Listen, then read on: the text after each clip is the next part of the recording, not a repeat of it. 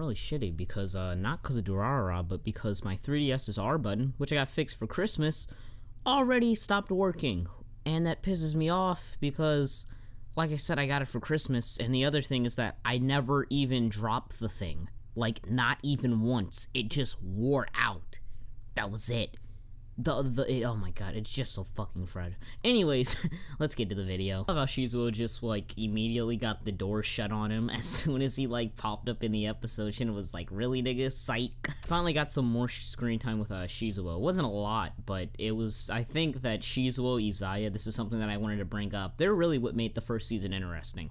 And because they don't have as much screen time as they did prior to this season, it's been a really boring and slow-paced show for the most part, and that just sucks because the thing that draws people into Durarara is how high-paced, not necessarily high-paced, but how entertaining it is.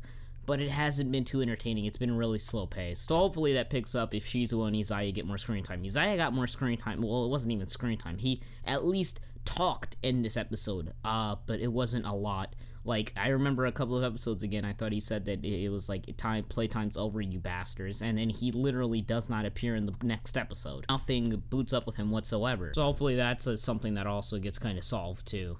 I think, let's see, what's next? Oh yeah, Mikado, when he was starting to lose his bitch, it kind of reminded me of, Corey, not getting that girl on Valentine's Day because he wanted to live stream. Press R to reload, shots have been fired. I still don't understand why these niggers are fucking watching their videos on Vimeo. No one uses fucking Vimeo. Why the hell was that one guy talking about cows? What the fuck? He looked like a fucking crackhead to me. I guess it makes sense that he's a fucking serial killer, but whatever.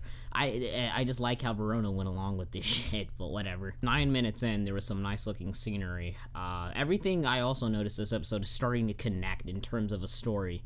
I find this was kind of like Bakano, like I already stated before, only that this came together a lot easier than Bakano did, or not necessarily a lot easier, but it came together a lot faster than Bakano did, whereas in Bakano took about 8 to 9 episodes for the person to really understand what the fuck was going on. This only took 6, and they've got, what, this is going to be like a 36 episode season 2? What is it? They're gonna take off spring, they're gonna come back in summer, take off fall, and then come back in winter. So for them to already establish kind of the fact that we're connecting stuff now is really a good thing. Especially since this arc is only going to be one arc. I think every season is going to have a new arc, so that's gonna be a good thing as well. Celty, you said I was living a normal life until that day or some shit like that. You were never living a normal life. You don't have a head. Who the fuck wrote this? It's been 5 years since season 1, right? And this nigga is still living in a bad house. Mikado I'm talking about. I'm extremely fucking disappointed. I'm very mad. I'm not even, like, kind of disappointed anymore. I'm furious. I'm enraged. I need to watch 50 Shades of Grey. I do like how they keep the chat scenes kind of interesting. It's not necessarily what I would call engaging whatsoever. I find the chat scenes still to be really kind of boring, especially when they don't hold much significance to the story. It's more so towards characterizing characters, but they've already been characterized, so there's no real reason to introduce stuff in that format. I don't know. I feel as if they're wanting to use the chat scenes more often, they should use it only when it really needs to be used. They don't need like a 3-minute, 5-minute scene where they're using the chat and then the only thing that matters is at the end, because that happened last episode too, and it's really unengaging. But I do like how they're trying at least to make it engaging by changing up the camera angles, who's talking, who's saying what, giving us inner monologues, but really, just no, because sometimes they also chat like nobody fucking does. Nobody gets online and goes, I'm kind of nervous, what if I chat something and like somebody comes to my house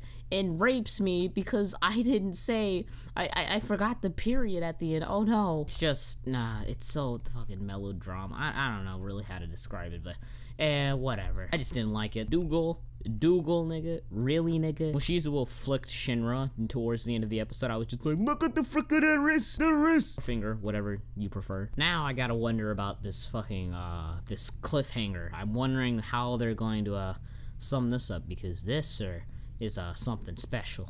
I'm wondering who the hell is gonna walk into that house. It's probably gonna be something super mellow fucking dramatic. But you never know. Anyways, thank you guys for watching. If you guys did enjoy, please leave a like, comment. I will see you guys in the next video. Deuces.